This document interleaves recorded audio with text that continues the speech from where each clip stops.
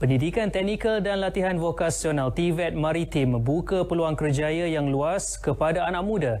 Golongan ini harus mengambil kesempatan setelah pelbagai kelengkapan modul dan fasiliti latihan berkualiti ditawarkan institusi pendidikan dalam negara. Kejuruteraan Marin, Pembinaan dan Penyelenggaraan Kapal serta Keselamatan Maritim antara bidang yang menjadi tumpuan. Termasuk turut ditawarkan di Universiti Kuala Lumpur, Malaysia Institute of Marine Engineering Technology, UniKL MIMET. Macam offshore ni, ataupun marine ni lah, dia luas.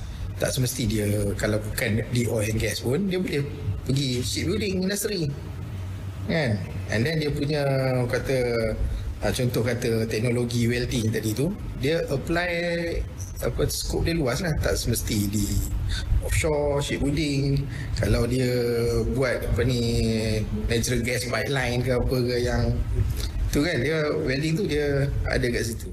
Selari agenda kerajaan memperkukuh maritim negara, perkembangan positif ini dapat menyokong projek pembangunan Bandar Perindustrian Maritim Lumut (LUMIG) di Perak.